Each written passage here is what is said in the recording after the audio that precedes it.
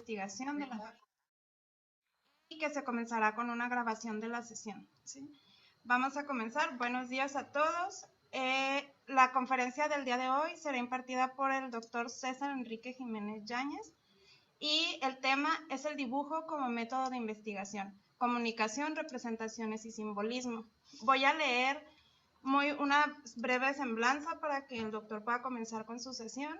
Y bueno, pues el doctor estudió el doctorado estudios socioculturales por la Universidad Autónoma de Baja California, es licenciado en comunicación social y periodista por la Universidad de la Frontera de Chile, es director de la revista académica Culturales y es adscrito al Instituto de Investigaciones Culturales Museo de la UABC. Cuenta con es miembro del Sistema Nacional de Investigadores y forma parte de revistas y publicaciones académicas de importante prestigio. Vamos a comenzar, doctor, si quiere comenzar con la presentación. Muchas gracias a todos por su asistencia.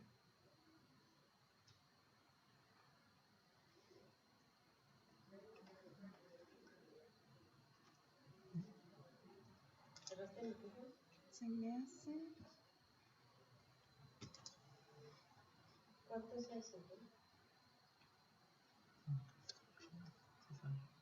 Ay, el doctor César se desconectó. Vamos a esperar unos minutos. Ya, va llegando. Ajá.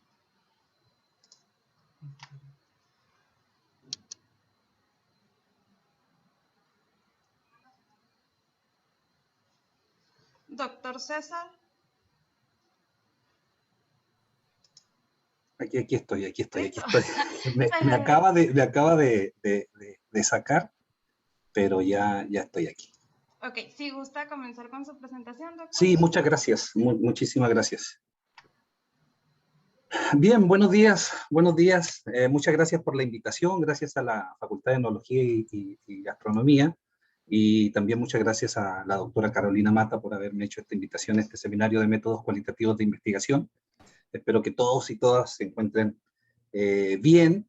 Básicamente hoy preparé una presentación muy concisa, con rasgos muy generales, para hablar un poco sobre lo que es la investigación cualitativa y cómo una de estas herramientas, ¿no?, que es el dibujo en particular, que he venido trabajando hace muchos años, puede ayudarnos, ¿no?, a entender mejor o acercarnos al objeto de estudio, a entender mejor la realidad, ¿no?, a entender mejor el contexto con el que nos relacionamos, ¿no?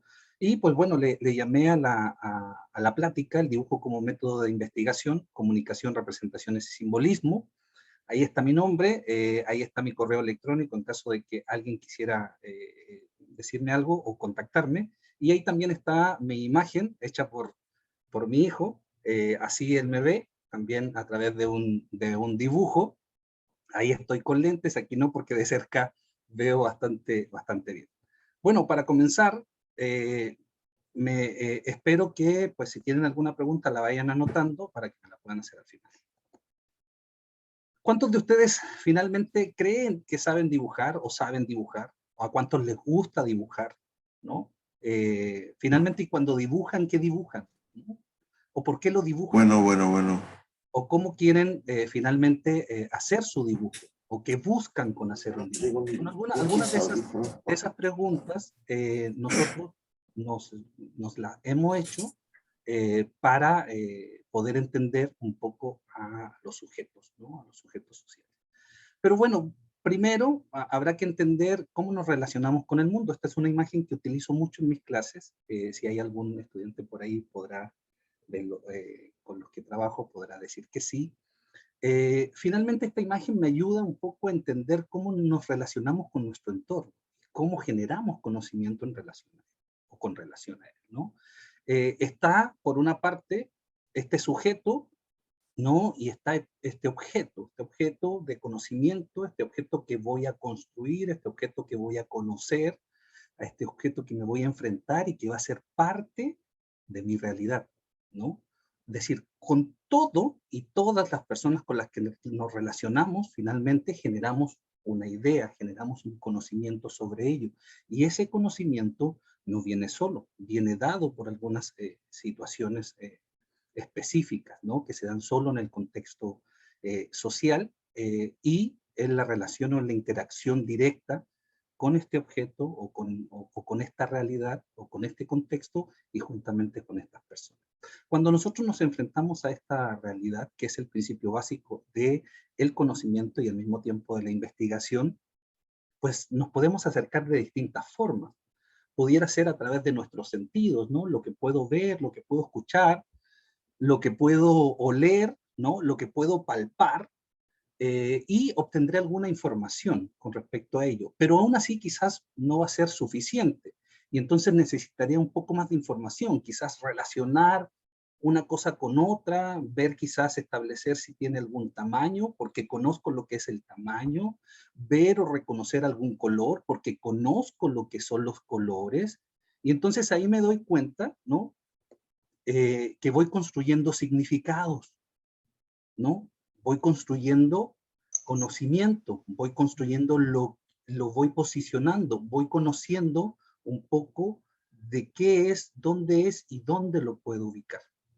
Gracias a esta relación que puedo tener yo, este sujeto, con este objeto de conocimiento y con la intención de querer conocerlo, ¿no? Y gracias a algunos elementos que me son dados por otros, por terceros, yo, a eso se llama anclaje, yo puedo objetivar este objeto y establecer y hacerlo parte de mi conocimiento. Y al hacerlo parte de mi conocimiento, lo que hago regularmente es lo clasifico, algo así como los archivos, ¿no? Los ordeno, los clasifico y los voy poniendo, ok, esto va a estar dentro de esta categoría, esto va a estar dentro de esta otra categoría y esto va a estar dentro de esta categoría, ¿no? Por ejemplo, si me enfrento a una situación nueva que me genera, no sé, temor, miedo, lo clasificaré dentro de esa categoría, ¿no? Por las características que tiene. Este anclaje o este conocimiento que yo puedo adquirir de mi relación con la realidad, con el contexto, ¿no? O con el objeto de estudio, viene precedida finalmente por esta relación familiar, ¿no? De nuestros padres, de nuestros abuelos, de nuestros tíos, que nos dicen, ¿no? Nos enseñan, a esto se le llama proceso de socialización, ¿no? Y hay momentos y espacios donde socializamos en distintos etapas de nuestra vida y van apareciendo, ¿no? Estas personas que nos Que tiene un ayudan a entender problema un y ayer poco también quise el entrar mundo, ¿no? a una Al reunión mismo aquí con tiempo la tenemos computadora la escuela con el MIDI tampoco. donde vamos Entonces ahorita y intenté nos ver qué es lo que ayudan tiene, pero ahora sí que yo no le sé. y nos ayudan a conocer las cosas, Para ver qué tiene nos el sonido. entregan conocimientos, nos entregan ideas, ¿no? Nos estructuran un poco la vida, nos dicen qué es y qué no es, nos dan conceptos, nos dan elementos para conocer el mundo. Lo otro son los medios de comunicación, ¿cierto? Los medios de comunicación todos, ¿no? Incluso las redes sociales como las que todos usan, ¿no? Vamos conociendo cosas, nos van diciendo qué entender y cómo conocer las cosas, y al mismo tiempo todos los grupos de personas a los que pertenecemos, el grupo de amigos, el grupo de compañeros, como les dije, la familia, el grupo de la calle donde jugamos, el grupo del deporte que hacemos, y entonces todos ellos nos van entregando información, vamos obteniendo experiencias de nuestras relaciones con el objeto y vamos generando conocimiento. Cuando generamos conocimiento y necesitamos, ¿no? Relacionarnos con esto, necesitamos regularmente hacer investigación. Muchas veces pensamos que la investigación se hace solo en el ámbito de un laboratorio, ¿no? O pensamos que los investigadores nada más están en una sala específica y que usan bata blanca. Regularmente todos y todas hacemos investigación y en distintos momentos de nuestras vidas, ¿no? Ese niño que regularmente pregunta por qué por algo, o cuando nosotros le preguntamos a un amigo o a una amiga, ¿qué te pasó? O cuando preguntamos dónde está tal cosa, pues finalmente iniciamos un proceso guardando las proporciones de investigación. Y en este proceso de investigación siempre hay dos pasos fundamentales para investigar. Y esto lo deben tener súper claro las personas que van a seguir haciendo investigación o que quieren hacer investigación en una clase, que básicamente tienen que considerar dos pasos. El primero es qué es lo que voy a investigar, que tiene que ver con el problema o la problematización, ¿no? del objeto de estudio, es decir, de lo que quiero conocer. a lo que quiero acercarme, ¿no? Y esto también esto que voy a investigar también se puede plantear a través de una pregunta, como las preguntas que hice hace un momentito atrás. Y el cómo lo voy a investigar, que sería el método, que es de lo que vamos a hablar hoy día. Básicamente vamos a hablar de cómo dentro del método de investigación hay algunas técnicas y herramientas para poder investigar. Pero, al mismo tiempo, como hay técnicas y herramientas para investigar, también hay enfoques para investigar. Como les decía hace un momento atrás con la diapositiva anterior, este niño que se enfrenta a este mundo nuevo tiene distintas formas de conocer, ¿no? Y una es a través de los sentidos y otra es a través de su racionamiento, sus experiencias, ¿no? El conocimiento previo que puede tener para ir clasificando el mundo o para ir objetivando el mundo. Y por lo tanto, en investigación también tenemos dos aspectos. O dos enfoques. Se habla del enfoque cuantitativo y del enfoque cualitativo. Hoy, específicamente, hablamos del enfoque cualitativo porque es el nombre del seminario y es finalmente a lo que nos dedicamos las personas que hemos estado trabajando o impartiendo estas charlas, ¿no? Bueno, la investigación cualitativa básicamente, como ustedes pueden leer, está dado por comprender los modos de vida de las personas, cómo piensan, cómo interactúan, ¿no? Cómo construyen sus significados, cómo se relacionan con el entorno, sobre su vida, ¿no? Sobre su propio quehacer, cómo hacen las cosas, por qué las hacen así, no de otra forma, qué sienten, qué piensan, y sobre su relación con todo, con el entorno y con los otros, con las personas en el entorno social, ¿no?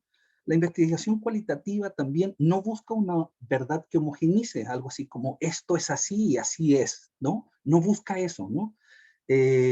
Busca múltiples verdades, porque cada quien tendrá su propia construcción de realidad y establecerá sus propios parámetros, y son construidas históricamente. Esto significa que hay un aspecto de tiempo, ¿no? Y no solo de tiempo, sino que además de relaciones sociales y de relaciones de poder entre los individuos y entre las estructuras, y que son verdades particulares, es decir, cada quien vive, o algo así como dice el dicho, cada quien habla de cómo le va en la feria, algo así dice el dicho, ¿no? Y entonces, finalmente, lo que hace la investigación cualitativa es que rescata la heterogeneidad de la sociedad, es decir, todos, entre comillas, pensamos distinto, o por lo menos vemos el mundo de forma distinta en un primer filtro, ¿no? Y vivimos, evidentemente, por las diferencias que existen de muchos factores, vivimos de forma distinta. Y entonces, eso es lo que busca la investigación cualitativa, la diversidad, la pluralidad y esta forma de establecer, ¿no? este conocimiento. Y para poder alcanzar o establecer este conocimiento necesitamos técnicas o herramientas para obtener esta información. Y una de estas técnicas o herramientas justamente es el dibujo. Rápidamente un ejemplo, si queremos medir o conocer un poco la delincuencia o los robos, no es que vayamos a ver La Casa de Papel, podemos hacerlo de dos maneras, como les decía. Puede ser de forma cuantitativa y nos acercamos a la realidad a través de datos, ¿no? Datos específicos, como hubo tal porcentaje de delitos en tal ciudad, los delitos son denunciados o no son denunciados, son de este tipo o son de otro tipo, ¿no? Y esto finalmente nos va dando datos y vamos entendiendo esta realidad en términos de los datos. Entonces a veces podemos decir, no, fíjate que la delincuencia es mayor en tal o cual estado, ¿no? ¿Por qué? Porque eso dice finalmente el dato que estoy leyendo o fue la investigación que hicieron. O también puedo medir la delincuencia o los robos, en específico cualquier delito, a través de otra mirada, que puede ser la desigualdad social o la pobreza. Saber qué piensan estas personas, ¿no? Saber cómo viven, saber el porqué de cometer un delito o no, saber por qué la legislación establece esto como delito y un sinfín de otras cosas que no me lo dan los datos, no me lo entregan los datos. Otro ejemplo es, aquí ustedes ven un grupo de personas, ¿no? Una imagen, ¿no? Y ustedes al observarla rápidamente pueden establecer algunas cosas, y esas cosas tienen que ver con cómo me relaciono con el entorno y cómo lo identifico. Finalmente ustedes ya tienen ciertas categorías, en cierto modo, dentro del conocimiento que tienen, y entonces al mirar esta imagen, ustedes rápidamente hacen interpretaciones, ¿no? Y al mismo tiempo establecen algunas cuestiones. Y esa mirada, pues puede ser cuantitativa o cualitativa. Entonces, si hago una mirada cuantitativa, pues rápidamente yo puedo decir que hay 13 personas, que son 7 mujeres y 6 hombres, que algunos están con corbata, otros con camisa, otros pantalón, otros están de brazos cruzados, los hombres están de cabello corto, las mujeres de cabello largo, un sinfín de datos que me va a entregar esta realidad o esta imagen de la realidad, la cual yo puedo clasificar y puedo entender. Pero esa es una forma de ver el mundo, ¿no? Y que no es excluyente de la otra. Pero desde el ámbito cualitativo hay cuestiones que aquí yo no veo, ¿no? Y desde el ámbito cualitativo yo puedo, por ejemplo, en la imagen hay muecas de sonrisa. Todas las personas que están ahí tienen muecas de sonrisa. Entonces yo pudiera pensar inicialmente que son personas que están contentas o felices, pero ¿realmente se consideran personas felices? Y entonces ahí entra esta mirada un poco cualitativa y de acercarme a ellos y poder preguntarles, ¿no? Oye, ¿ustedes de verdad se consideran felices, no? ¿Consideran justo el sueldo que reciben, por ejemplo? ¿No? Cosa que no podemos ver ahí. ¿Creen que la vestimenta, porque todos tienen una vestimenta particular, define algunas características de los roles de género? ¿No? O sea, ¿esa vestimenta que obedece? ¿Qué piensan de la desigualdad social, por ejemplo? ¿No? ¿Quién se considera machista? ¿O qué conocen sobre la violencia de género? ¿No? Un sinfín de cosas que yo no puedo observar en la imagen en sí, pero si me acerco y de alguna forma tengo contacto con ellos, interactúo, puedo obtener respuestas. Y eso es un poco el modelo, el enfoque cualitativo que me ayuda, ¿no?, a conocer esta realidad de una forma mucho más directa, mucho más personal, por decirlo de alguna forma, ¿no? Y bueno, y tenemos el dibujo entonces. ¿Cómo se integra el dibujo en esto, no? Si yo les pidiera a alguien que me dibujara una casa, si le pido a un niño que me dibuje una casa, ¿no? O a una persona que me dibuje una casa, lo que yo esperaría, o lo que todos quizás esperaríamos, es que la casa tenga ciertas características para reconocerlas como casa, ¿no? Y entonces esperaríamos algo como esto, ¿no? Con una estructura rectangular o cuadrada, probablemente con un techo en A, ¿no? Dependiendo de la zona donde se viva. Si es muy frío, quizás la chimenea se justifica, y las ventanas, la puerta, etcétera, ¿no? Pero si un niño o una persona me dibuja esto, o esto, cuando yo le pido que me dibuje una casa, pues me llama la atención. Me llama la atención. Ahora, habrá que entender y conocer el contexto de esto, ¿no? Es un poco lo que he ido haciendo con los años y con los trabajos que he ido realizando, ¿no?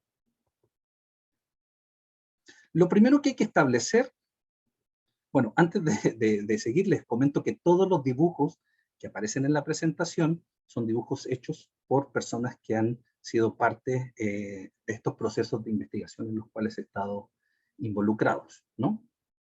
Lo primero que hay que establecer es que el dibujo no es un recurso exclusivo de los niños. ¿Qué significa eso? Significa que si yo les pregunto si los que están escuchando o viendo saben dibujar, la respuesta tendría que ser inmediatamente sí. Porque sí, todos saben dibujar, ¿no? Lo que pasa es que tenemos la idea que dibujar significa, ¿no?, representar casi de forma idéntica, ¿no?, los elementos de la realidad. Pero finalmente, si tenemos que hacer algo, y más, siempre estamos, por ejemplo, ahora que los que están más aburridos, ¿no?, están en una hojita rayando y haciendo, como dicen por ahí, algunos garabatos, ¿no? Y hacen una flor, un corazón, o unas líneas, y empiezan a llenar cuadritos, ¿no? Cuando uno está en la clase, por ejemplo, y en cierto modo estamos dibujando, estamos expresando gráficamente. Por lo tanto, todos podemos hacerlo. El problema también es que culturalmente nos enseñan que el dibujo es un recurso exclusivo de los niños, y que nada más se dibuja, y se dibuja mucho, nada más cuando estamos entre el kinder, ¿no?, y primaria, porque ya en secundaria o preparatoria, no, pues no, los dibujos para los niños, pero no, todos podemos hacerlo, todos lo debiéramos hacer, y es una forma bastante interesante de conocer un poco la opinión de las personas a través del dibujo. ¿Qué más podemos decir del dibujo, por ejemplo? Cada dibujo contiene un mensaje a través del cual una persona expresa y comunica algo. En términos de comunicación, el dibujo tiene dos elementos súper importantes. Uno es un soporte para comunicar algo y al mismo tiempo soporta un mensaje, ¿no? Por lo tanto, yo puedo establecer que dentro de este dibujo hay un discurso, algo así como cuando alguien escribe algo o cuando alguien me cuenta algo, solamente que lo hace de forma gráfica, ¿no? El dibujo proyecta un significado y nos ofrece una interpretación. Regularmente lo que hacemos cuando estamos frente a un dibujo lo interpretamos.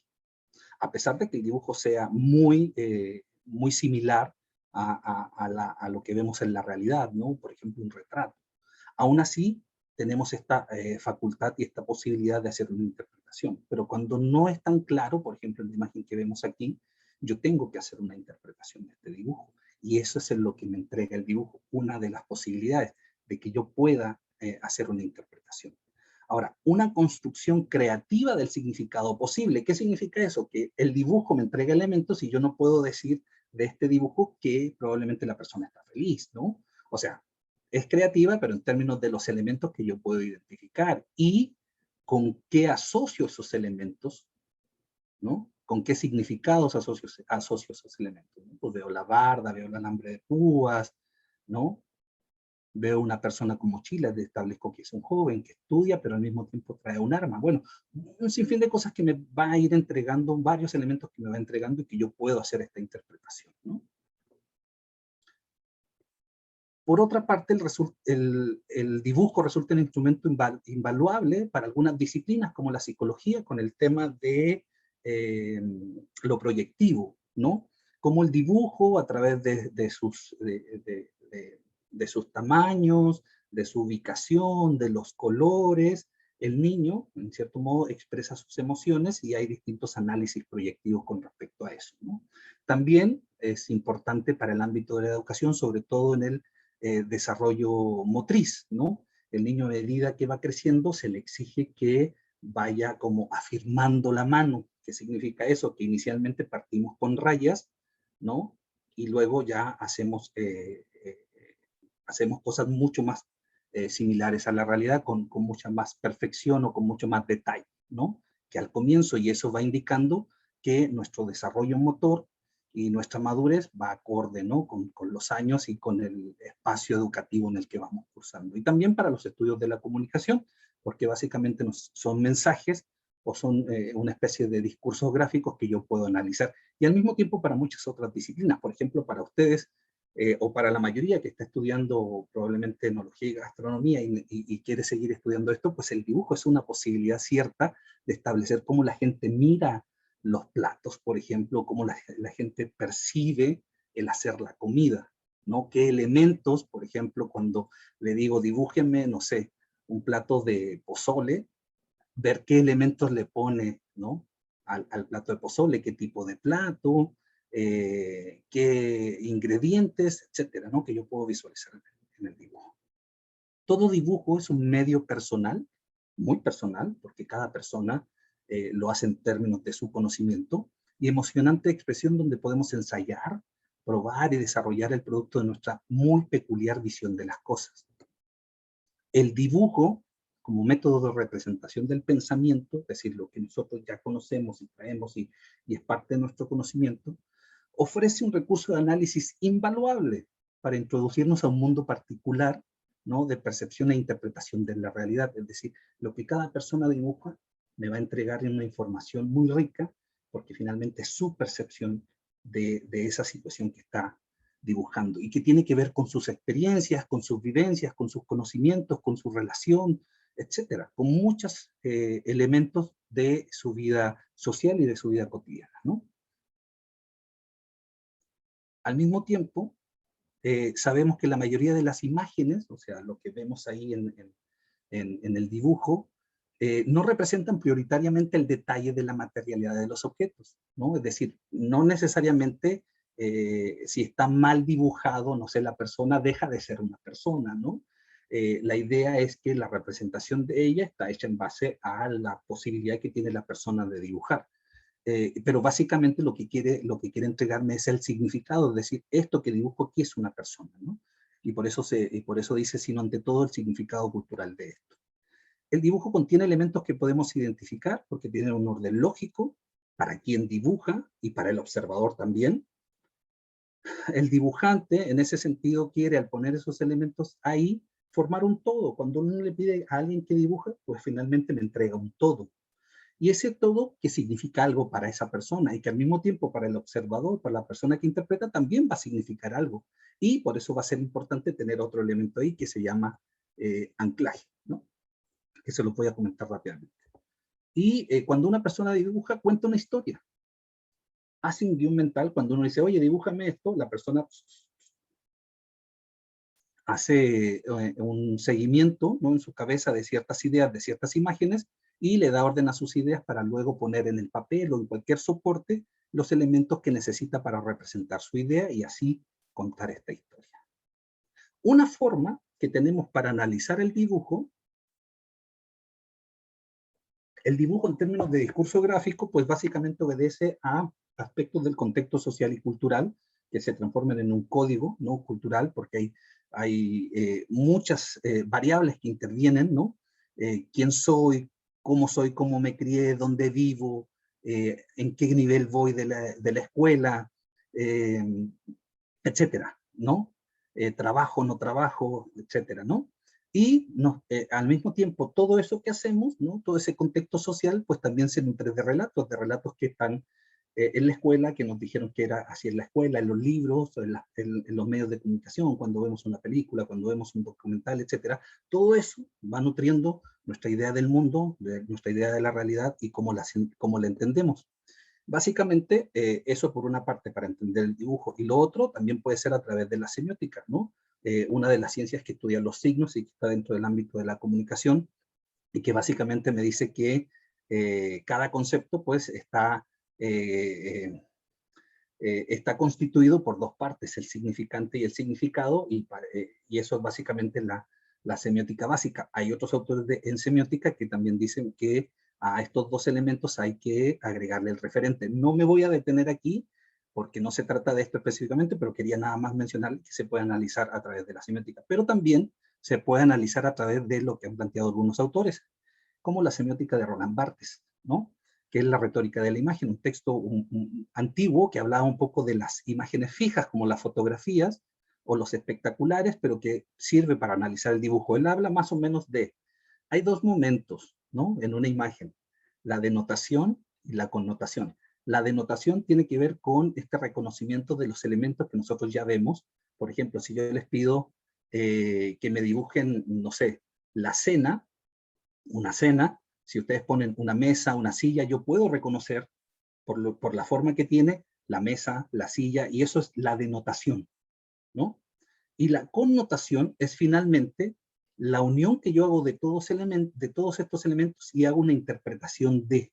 Si alguien me dibuja, no sé, una silueta de una persona en la playa con otra persona en la playa con una especie de ocaso, ¿no?, yo pudiera pensar que es una situación romántica, ¿no? Entonces la denotación es, me dibujó el ocaso, dibujó las siluetas de personas, dibujó la playa, ¿no? Y entonces yo puedo entender o denotar o connotar, connotar que es una escena romántica. Al mismo tiempo está el anclaje textual. ¿Qué significa anclaje textual? Significa que la persona que dibuja me puede explicar su dibujo.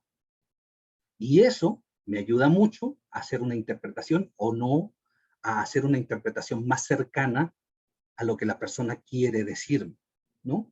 Es decir, una persona puede dibujar y al mismo tiempo explicarme su dibujo. Y eso me va a ayudar mucho para el análisis. Ya voy a ir finalizando. Este es un dibujo de unos niños donde les pregunté acerca del futuro, ¿no? qué pensaban del futuro, cómo veían el futuro, y, perdón, y en esos términos, pues obtuve estos dibujos, y estos dibujos se convirtieron en esta investigación que está publicada ahí, que se llama Semiótica del dibujo infantil, una aproximación latinoamericana sobre la influencia de la televisión en los niños, casos de estudios en ciudades de Chile, El Salvador y México. Esto significa que trabajamos con niños en Chile, en El Salvador y en México, y les pedimos que nos dibujaran su visión del futuro, ¿no? Y en base a esos elementos hicimos este trabajo. Esto estoy hablando del año 2007 o 2008, ¿no?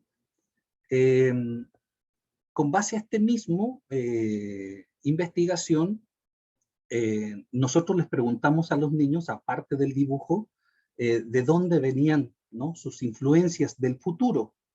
Y entonces la mayoría de estos niños nos dijo que de la televisión, ¿no?, de lo que han visto en las películas.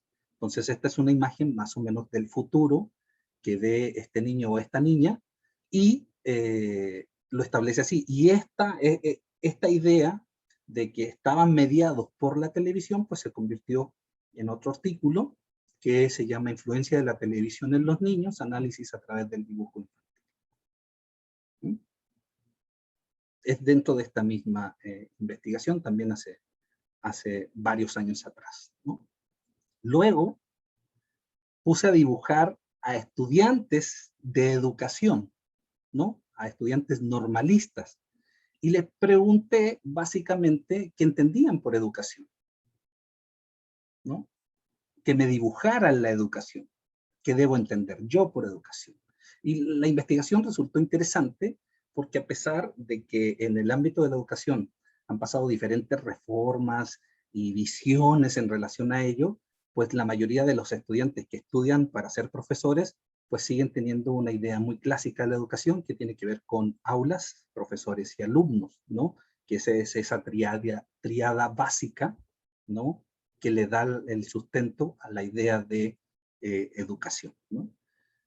Y esos dibujos también se convirtieron en otro artículo que se publicó y que se llama Visiones y representaciones de estudiantes a través del dibujo, y que está relacionado al ámbito de la educación, ¿sí? Luego puse a dibujar a profesores. Todo esto en distintos años, ¿eh? Puse a dibujar a profesores. Si se fijan, este dibujo es de una profesora. La idea del dibujo es mucho más esquemática, casi como un mapa conceptual, no, como un mapa mental. Casi como un mapa mental donde establece relaciones, ¿no? O conceptual mental, establece algunas relaciones, le pone nombre, y pues nuevamente vemos los mismos elementos. La escuela, ¿no?, los estudiantes, ¿no?, y aquí incluye ella la comunidad, ¿no?, y la influencia de los medios de comunicación, de los amigos, etcétera, ¿no? Y esto también dio pie a otro artículo que publicamos que se llama La educación en México, representaciones de alumnos y profesores a través del dibujo. Comparamos un poco qué decían los dibujos de los estudiantes y qué decían los dibujos de los profesores. Bueno, el resultado fue exactamente el mismo. Tanto alumnos que estudian educación como profesores, pues entienden la educación como en el dibujo con los mismos elementos, ¿no? Es decir, esa idea pues básica que tenemos de educación pues está presente en ellos, y los elementos distintivos son muy poquitos. Ahí ustedes pueden luego, a los y las que les interese, pueden echarle un ojo a estos trabajos. También luego, hace un par de años atrás, con alumnos universitarios y alumnas universitarias, les pedimos que nos dibujaran la violencia, ¿no? ¿Cómo podían representar la violencia, ¿no? Elementos distintivos. Y tuvimos, fueron muchos dibujos, aquí nada más les muestro uno, y estuvo muy interesante, porque en el fondo podemos establecer cuáles son los elementos básicos que la gente utiliza para representar actos de violencia, ¿no? Y regularmente los dibujos fueron de figuras masculinas a figuras femeninas, ¿no? Y estos actos también estaban siempre relacionados con el color rojo, que lo representaban como algo violento, ¿no? O algo sangriento, o algo que debe llamar la atención, ¿no? Y esto también lo publicamos hace poquito, que se llama Discurso y representaciones sobre la violencia, un análisis a través del dibujo, que también ya está publicado, y que también está muy interesante esto, ¿no? También, en uno de estos viajes y de estas vueltas que da la vida, fui a distintos albergues en el norte de México a trabajar con migrantes indocumentados, ¿no? Estuve en Saltillo, estuve en Nogales, en Sonora, estuve en Monterrey, en Nuevo León, y estuve en albergues, ¿no? Con migrantes indocumentados, y les pregunté y si querían apoyarme con dibujos, todas personas adultas, y les pedí que me dibujaran la migración, básicamente su migración, ¿no? Y los elementos que ellos incluyeron en su dibujo fueron muy llamativos. Y entonces desde esa perspectiva yo pude analizar un poco la migración indocumentada, porque todos ellos eran migrantes indocumentados que habían pasado de forma ilegal, entre comillas, hacia Estados Unidos y habían sido deportados, la mayoría. Y entonces ellos me dibujaron un poco su experiencia, ¿no? Ustedes ven a la migra por una parte, en el fondo, que está con un perro, y hay un texto que dice, corran que nos persiguen. ¿Sí? Y bueno, y ellos, este dibujo, ¿no? Dice, la migra son el diablo persiguiendo inmigrantes. Y acá está el tren, ¿no? Muchos lo conocen como la bestia, donde se trasladan muchos desde el sur de México, que llega hasta el norte, y que muchos buscan poder migrar o buscar el sueño americano. Todos estos dibujos también son parte de otra publicación que se llama, de un capítulo de un libro, ahí está el nombre del libro, Luces en el Camino, y se llama American Dream, migración indocumentada en el norte de México a través del dibujo. Si se fijan, lo que quería mostrarles con esto, básicamente es que el dibujo me ayuda a entender muchísimas situaciones, ¿no? Muchísimos contextos sociales, muchísimos movimientos, ¿no? Interacciones, realidades, fenómenos, ¿no? Que suceden y que están ahí y que no necesariamente me acerco a través de una encuesta, que no necesariamente me acerco a través de una entrevista, que no necesariamente me acerco a través de un focus group, ¿no? Que no necesariamente me acerco a través de una observación participante, o que no necesariamente me acerco a través de un censo, ¿no? O a través de una entrevista estructurada o semiestructurada, que son distintas técnicas, o a través de un trabajo etnográfico, ¿no? Específico, porque hay un poco de todo en esta relación que uno, como investigador o como investigadora, ¿no? Hace cuando se acerca con las personas o con los sujetos que van a ser parte y que te van a entregar los elementos básicos de la investigación, ¿no? No sé si ubican esta imagen, sucedió en octubre del 2019 en Chile, una imagen icónica de una manifestación, movilización de millones de personas en la ciudad de Santiago exigiendo cambios sociales importantes.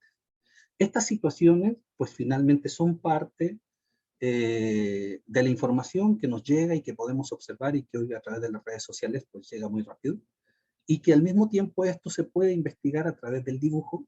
Esto no es mío, yo no lo hice, pero en Chile una persona o un investigador o investigadora ya también lo hizo, y fíjense cómo está esta imagen, ¿no? De estas personas, ¿no? La forma geométrica que tiene, y entonces finalmente, si bien el dibujo que les voy a mostrar, la persona no estuvo ahí, pero tuvo acceso a estas imágenes y fue tan icónico que finalmente dibujó exactamente lo mismo que vio, ¿no? Si se fijan aquí en la parte de abajo, hay puntitos rojos, ¿no? Y todo ese rojo es la marea roja. la marea roja se le llamó a esta cantidad de gente, ¿no? Entonces este niño dibujó esto y pues por otra parte dibujó un poco la violencia institucional a través de la policía, que son los carabineros, y abajo hay una persona que trae un cartel que dice no mates, es malo, ¿no? Muchos elementos aquí para el análisis, ¿no? Que se pueden clasificar gracias a uno de estos autores que les decía recién, de Roland Barthes, se puede trabajar con el dibujo. Y para finalizar, porque aquí ya finalizo, espero no haber ido muy rápido, hay una autora con la cual me gusta mucho, que ella dice, la escuela, por tradición, se ha ocupado casi exclusivamente de enseñar a dibujar y se ha olvidado de enseñar por medio del dibujo, es decir, dibujando, ¿no? Y me gusta mucho porque en cierto modo establece un poco lo que les decía al comienzo, ¿no? Creemos que el dibujo está dado solo por un grupo etario, solo por una etapa de nuestra vida que tiene que ver con la niñez específicamente y con el desarrollo motor. Y luego muchas veces cuando nos llevan al psicólogo nos hacen hacer dibujos para establecer ciertas relaciones, ¿no? Pero casi nunca nos enseñan por medio del dibujo, es decir, que nosotros podamos aprender viendo, ¿no? Lo que dibuja la gente o lo que dibujan nuestros cercanos. Siempre cuento esta historia. Yo estaba en casa de mi hermana hace muchos años atrás. Mi sobrino tenía 2 años, ¿no? Hoy tiene 20 y tantos. Y mi hermana hace un par de días había pintado las paredes de su casa blanco. No sé si haya sido un error en ese momento, pero yo recuerdo muy bien, estaba en el cuarto viendo televisión y de repente viene mi sobrino corriendo muy feliz y me dice, un conejo, un conejo, un conejo. Y yo, ¿qué? Un conejo, un conejo. Y me toma la mano, me lleva a la sala donde estaba la pared más amplia y estaba toda rayada con un plumón rojo y eran rayas por todas partes, pero para él era un conejo, ¿sí? Y él utilizó ese soporte, esa gran pared, para comunicar, para expresarse y para darnos cuenta de que él estaba ahí viendo un conejo y expresando su conocimiento en relación a la realidad que le tocaba vivir esos 2 años a través de este dibujo. Les agradezco la atención, así que muchísimas gracias. Ahí está el correo, agradezco el espacio y espero que por lo menos en estos minutitos les haya quedado algo claro o por lo menos les haya generado dudas con respecto a lo que tiene que ver con la investigación cualitativa y las técnicas o las herramientas que podemos utilizar para generar conocimiento y hacer investigación. Muchísimas gracias. Muchas gracias, doctor César.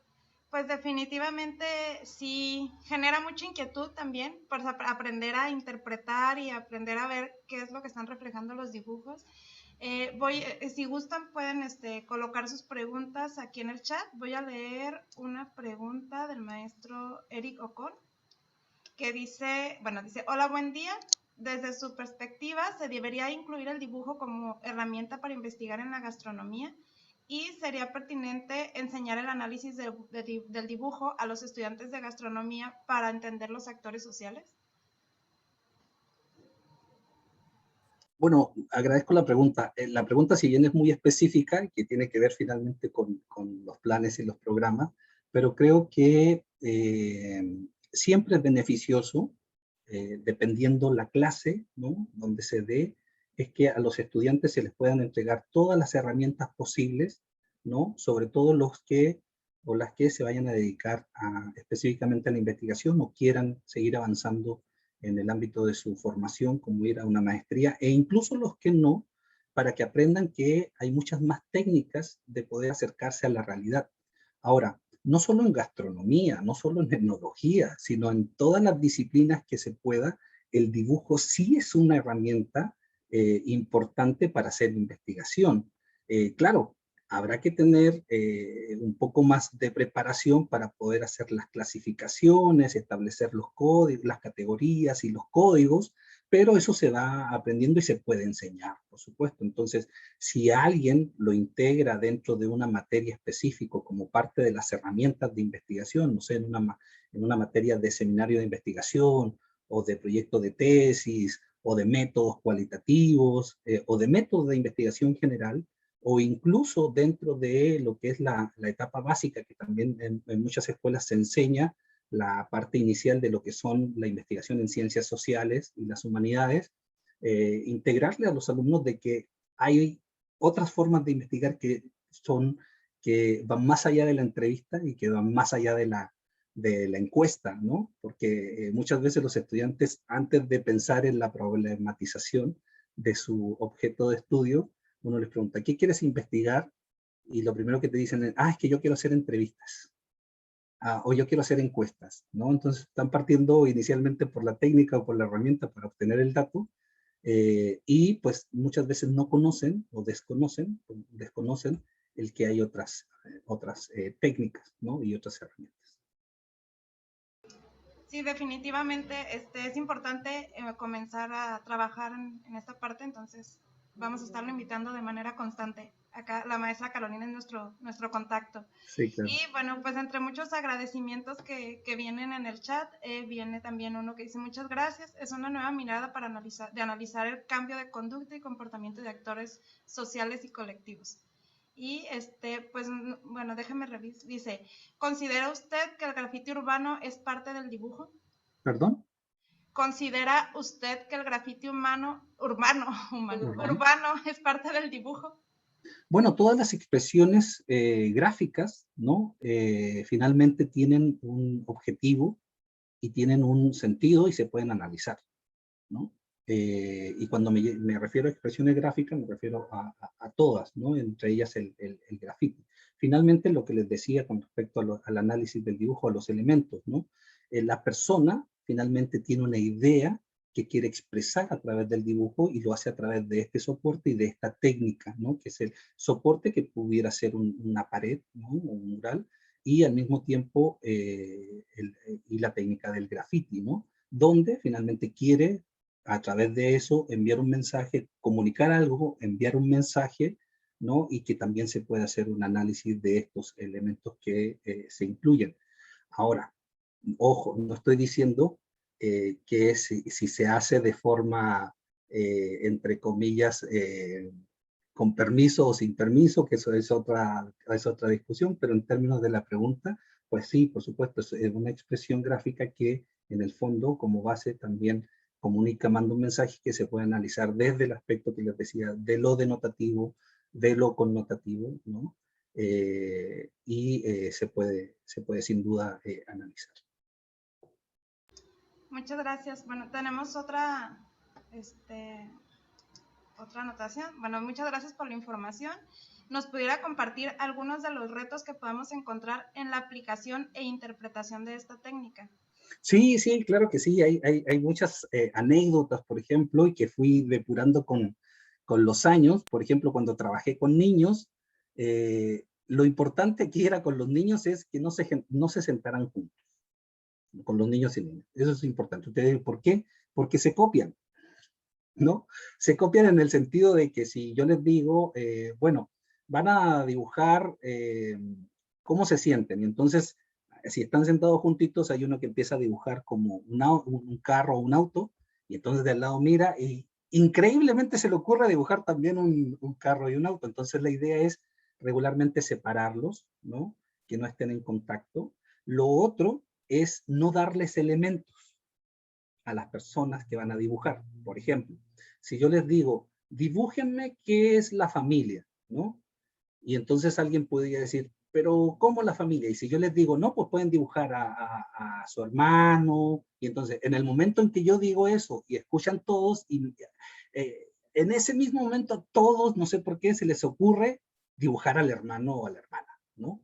Entonces, la idea de estos ejercicios básicamente es cuidar muchos aspectos, por ejemplo, que no estén cerca, que el dibujo sea personal, individual, que el concepto dibujar sea muy claro sin necesidad de darles elementos, ¿no? Si yo les digo, dibújenme la ciudad y pues pongan casas, entonces yo estoy interfiriendo básicamente en la idea que ellos van a tener de lo que es el concepto de ciudad. Por eso no tengo que darle más elementos que simplemente la idea, dibújenme la ciudad como ustedes la entienden. Hay un trabajo de tesis en la Universidad Autónoma de Juárez que utilizaron esta técnica, una tesis de maestría, y que básicamente les pidieron a los estudiantes que dibujaran un poco el trayecto de su casa a la escuela, y fue muy, muy interesante porque además me pidieron asesoría y el trabajo ya está terminado. Así que eso, o sea, sí hay que tener algunos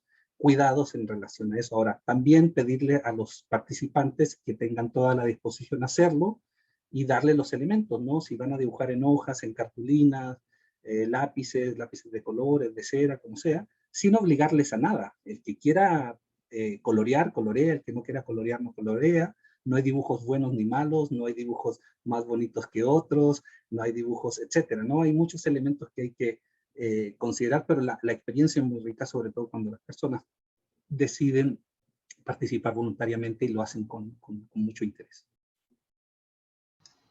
Muchas gracias. Vamos por un comentario y una pregunta más.